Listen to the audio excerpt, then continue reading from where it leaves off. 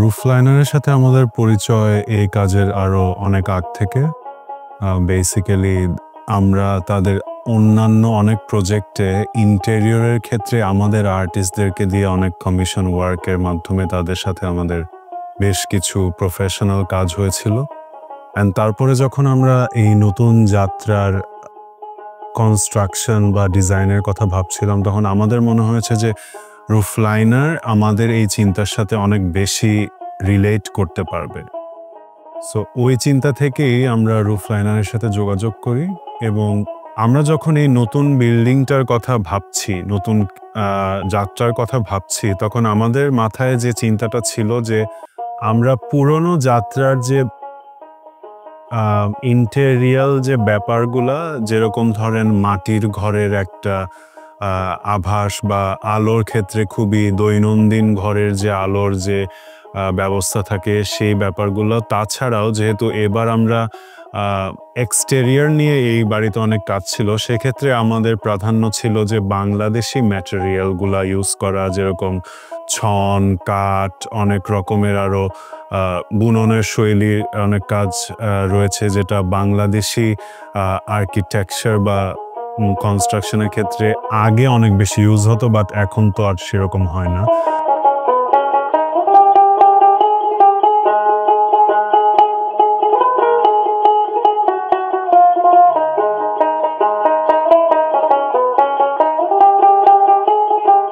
So কনস্ট্রাকশনের ক্ষেত্রে যে সকল ম্যাটেরিয়াল ইউজ করা হয়েছে, সেই ম্যাটেরিয়ালগুলোর ক্ষেত্রে আমাদের প্রাধান্য ছিল যাতে তা পুরোপুরি দেশি হয়, কোনো ইম্পোর্টেড কোনো জিনিস না বা বিদেশি কোনো সরঞ্জাম না ইউজ করে একদমই দেশি এবং একদমই হ্যান্ডমেড যে ব্যাপারটা, সেই ব্যাপারটাকে বজায় রেখে কিভাবে আমরা আমাদের যে লক্ষ্য, সেই লক্ষ্যে পৌঁছাতে পারি, সেটাই ছিল আমাদের এবং রুফলাইনার দুজনেরই সম্মিলিত একটা প্রয়াস।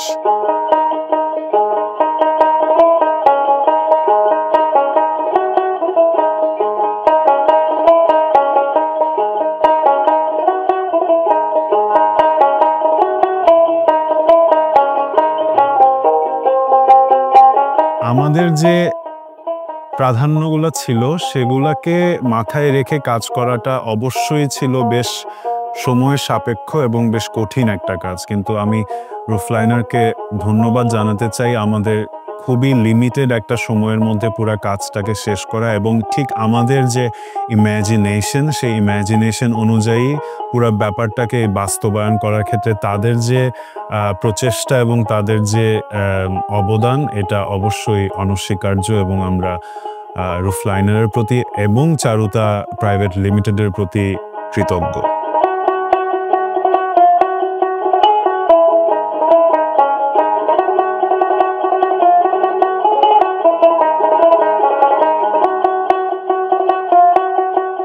যাত্রা is fun, let's do all the experiment. ভুল করো, যত ভুল করতে পারো তত ভালো। That was the way of experience যাত্রা করতে গিয়ে আমার যাত্রার মধ্যে একটু অস্থিরতা আছে, একটু ফান আছে, আবার আচ্ছা করি না, করে দেখি না কি হয়, এই অ্যাটিটিউডটা আছে। যাত্রা মানে কি? যাত্রা তো জার্নি। সো এই জার্নিতে অনেক কিছু ঘটবে, পরিবর্তন হবে সময়ের সাথে সাথে। এটাই হচ্ছে আমার জার্নি, এটাই বাংলাদেশ, এটাই আমার মাটি। এই চিন্তাটা মানুষের বিভিন্ন সময় গল্পের ছলে বলছে, কখনো গানের ছলে বলছে।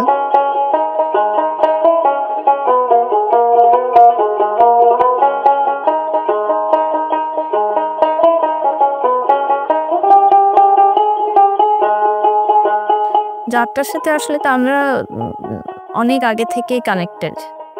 সো যাত্রার ফিলোসফিটা আমাদের নতুন করে নিতে হয়েছে ওরকম না, ওটার সাথে আমি পরিচিত এবং ওটাকে মানে আমরা ধারণাও করতে পারি। যখন ওদের সাথে কাজ করে ওদের মতো হয়ে যেতে হয়, ওই জিনিসটাই মানুষের সাথে হাঁটতে হাঁটতে এটাকে খুব আপন মনে করে। হাঁটতে হাঁটতে ঢুকে গেলাম, কখন আমি ঢুকে গেছি ওটাও খুব একটা বোঝা যায় না। ওই জিনিসটা মানে যাত্রা আসলে মানুষকে আলটিমেটলি তো মানুষ সে কাছাকাছি যেতে চায়, এটাই ওদের, এটাই মানুষ প্রকৃতি দুটাকে একটা সুন্দর সহাবস্থানে আনতে চায়। যাত্রা যদি শোরুমের মতো কথা বলি, এখানে যতটুকু প্রোডাক্ট থাকা উচিত তার অ্যাটলিস্ট 8-10 গুণ প্রোডাক্ট। এটা কি ইচ্ছা করে করা হয়? ইচ্ছা করেই করা হচ্ছে, ইচ্ছা করে এই ব্যবস্থা তৈরি করা হচ্ছে যে ওয়ান্স ইউ গো ইন তুমি ওই জায়গার মধ্যে হারিয়ে যাবে শিওরলি। ঢুকছি দরজা দিয়ে, এরপরে আমি জানি না কেউ বলতে। এটা কিন্তু ইন্টেনশনালি করা, মানে আমরা যখন বিল্ডিংটা পাই খুব ছোট ছোট ছোট এবং একটা দরজা, মানে যেভাবে বাসা হয় যেরকম আর কি। আমরা এই ওয়ালগুলোকে সব, পুরানো বাড়ি ওটা একটা ইয়ে ছিল যে কনস্ট্যান্ট ছিল, সব ভাঙা যাবে না, বিগ স্ট্রাকচার। তো ওটা একটা গ্রামার, এখানে বারবার অনেক কিছু আছে, ইঞ্জিনিয়ার গিয়েছে কিভাবে ভাঙতে হবে, কত ফিট দূরে দূরে ভাঙা যাবে, এভাবে করে কিন্তু পুরাটা একটা ভিন্ন হয়ে একটা ইন্টারকানেক্টেড ফ্লো হয়ে গেছে। তুমি কোথাও ঢুকার পরে কোন দিকে যাচ্ছ কি যাচ্ছ খুব একটা গাইডেন্স কিন্তু পাওয়া যায় না, একটু হারায় গেলেই ভালো শোরুমের জন্য হয়তো। তো এটাই ডিজাইন করা, এই টুরি জার্নিটাই এরকম। আর ভিতরে ঢুকে একটা গোলক ধাঁধার মধ্যে পড়ে গেলাম আর কি, এরকম একটা ফিলিং।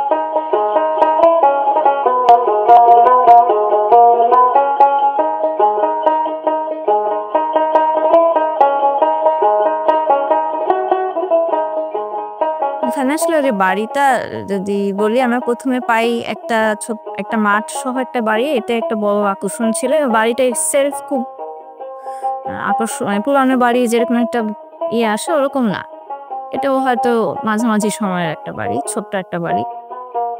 ওইটার সাথে যে মাঠটা ছিল, সামনে একটা বড় প্লিন্থ ছিল যেটাকে এখন হল রুম হিসাবে দেখছি আর কি। ওইটাকে আসলে আশেপাশে যেগুলো আমরা প্লাগ করেছি ওগুলো খুব পার্মানেন্ট কোনো ম্যাটেরিয়াল না, আম কাঠের স্ট্রাকচার, ছন আছে, টিন আছে। তো ওভাবেই করা যে বাড়িটার আশেপাশে যেগুলো আসছে ওগুলো ওদের খুব বড় ফাংশন। এই হল রুমটা কিন্তু ওদের খুবই প্রমিনেন্ট একটা ফাংশন, কিন্তু এটা টেম্পোরারি একটা স্ট্রাকচারের ভাইব দেয়, যেটা হয়তো প্রয়োজনের সাথে চেঞ্জও হতে পারে।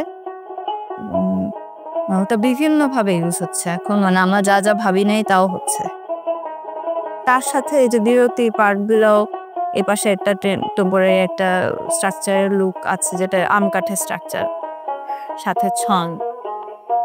তারপর ছাদে আরো এটা কিছু পার্ট চলে গেছে, তা আরো উপরে ছাদে চলে গেছে। ওখানে অনেক ইন্টারেস্টিং ম্যাটেরিয়াল নিয়ে কাজ করা হয়েছে আর কি। ওদের ব্লক, পুরানো ব্লকের ছাপ, তারপর পুরানো যে সিঁড়িটা ছিল আগের যাত্রায়, ওই আগের যাত্রাটা মেন আপার ডিজাইন করা ছিল। তো ওই সিঁড়িটাকে আমরা একটা এক্সিবিটের মতো স্টেজের পিছনে ইয়ে করি। তো ওরকম অনেক এলিমেন্ট আমরা পেয়েছিলাম যেটা আসলে আমাদেরকে পুরো জিনিসটাকে ইউনিক করার জন্য হেল্প করেছে আর কি।